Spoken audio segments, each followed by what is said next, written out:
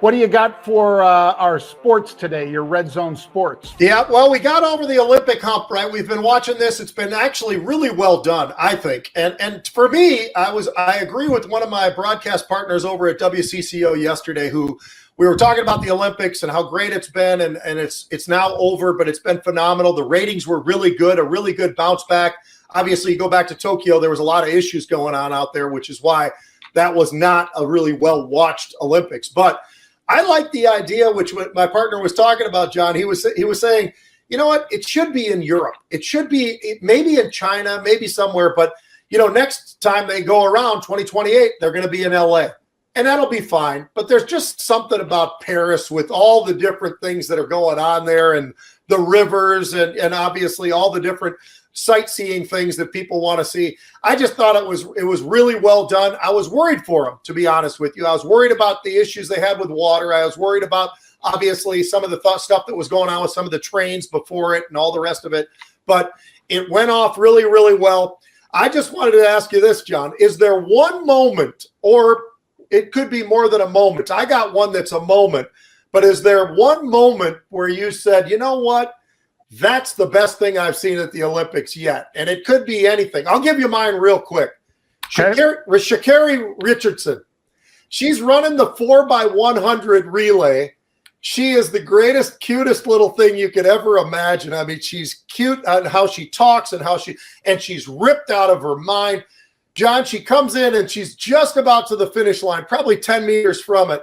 And a long pause, look to the right, just to look at the rest of the squad that's chasing her. She had to catch up to them, by the way. The U.S. was down before that fourth handoff, and she just made an absolute third handoff. She did an unbelievable job, but I loved that expression on her face when she just looked over, kind of had that pause like, we got you, and then just went right through it. And they might even have had to set a record. There were so many records in track and field this year that were broken. It just shows you how athletic these people are, most of them in the USA, by the way. Yeah, fantastic. By medal count and so forth, certainly a great Olympics for us, Pete, for the USA. I'll pick two. I know you said pick an Olympic moment. Right. I'm going to say Sydney McLaughlin-Levrone, or I believe that's how she pronounces it. Might be Levrone. But I loved her. I think she's just a fabulous athlete, a great Christian athlete, which I also loved, I must say, Pete. Yep. But, she set a world record in the 400 hurdles. The woman just ran away from everyone. No one was close. No. So that was pretty spectacular. And I'm going to say, Pete, that the woman from the Netherlands in the women's marathon, Hassan, I think is her last name, some woman from Ethiopia in the final 200 meters or so, Pete, she thought she was a race car. She was trying to box her out. I mean, there are no lanes. You're just, it's basically a street at that point, right? It's, I'll say 25 feet wide. She tries to pass her on the outside, but the woman moves to the outside. She cuts to the inside. The woman ran her into the crowd, Pete. Freaking bumped her into the crowd. I mean, screw her. I don't know what happened in terms of silver. I would have taken the silver from her. I would have disqualified her on that because it was such an unsportsmanlike move. Yeah. I mean, again, track and field, if they're fighting for that inside position, I get it.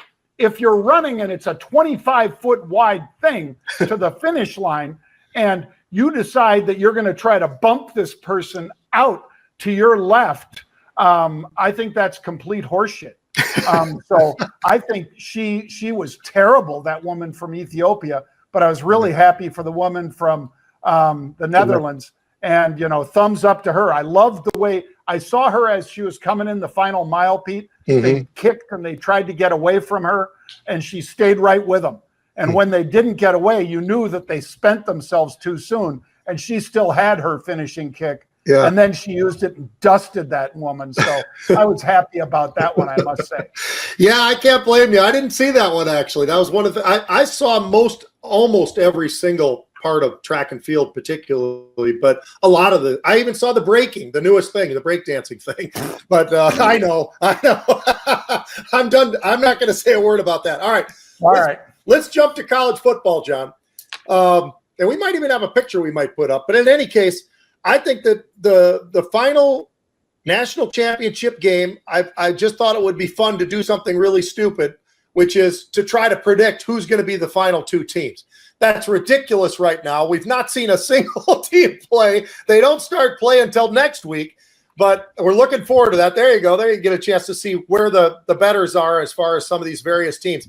I'm going to go off script, though, John, because my final two teams are going to both come from the SEC, potentially. I'm looking at Ole Miss and Georgia. And I will tell you, the reason I have Ole Miss in there is you and I have talked about the transfer portal, all the different changes in college football, college sports. You've got, all the NIL money and all the rest of it. But the transfer portal, do you know what school was number one as far as what they got athletically? Ole Miss. And he was my ball boy, by the way, back in the day, the head coach. And his father was a linebacker coach of me when I was at the Minnesota Vikings. Unbelievable. I think this kid has done a really, really incredible job throughout his career, but particularly at Ole Miss. He has done a lot more than that, and they are incredibly competitive at the national level every single year. And they are in the SEC, which is awfully tough. But, they had two losses last year, Bama and Georgia. And Georgia had one loss last year. That was to Bama. So I don't think Bama's going to be the same Bama that we've been used to. It's going to be different just because different coach, and I think that does change things a little bit. They still have all the talent in the world. You look at these two quarterbacks, though, John. Jackson Dart he had 23 touchdowns, 5 interceptions last year. Carson Beck, who's a big stud who plays for Georgia, 24 touchdowns, 6 interceptions.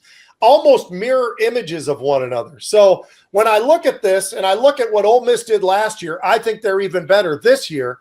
I think this gets pretty damn interesting, and potentially they could get there because of all the new rules and everything that's going on and more teams in this whole race for the championship.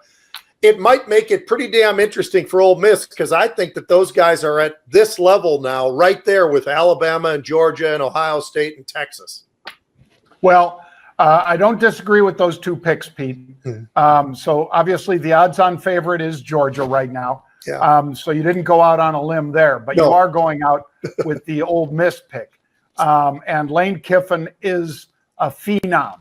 And I'm sure his dad, looking down from heaven, your old linebacker coach, Monty Kiffin, fantastic guy. Gruff, but fantastic guy. Brilliant defensive coach. I'm going to say, Pete, that Ohio State has a NIL that would rival NFL. Yeah, that's true. They've got more kids.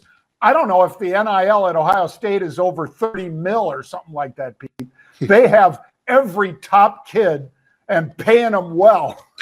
So I know when you look at Texas, you see Ferraris and Lambos and things like that, because you give a 18-year-old kid $3 million. What do you think's going to happen, folks? But Texas is great. I think Ohio State, Pete, if you're going to give me two, since you got two, sure, I'm going to say Ohio State. And believe it or not, I'm going to skip over Texas and go to Oregon. I'm going to say Ohio State and Oregon. And by the way, they both play the 7th. I think it's the 7th game of the year.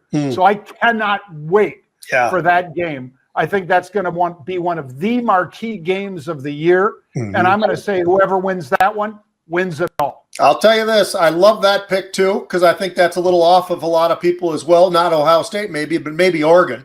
And Oregon lost their quarterback. But that is one of the best coaches in all of college football out there at Oregon. I can promise you that. So that makes it pretty daggone interesting. And Ohio State, to your point, that NIL money, John, he came out and he said, look, to be competitive and to be Ohio State, we need at least 25 to 30 million. 2 days later, what do they got? 25 or 30 million. It's unbelievable. It's unreal.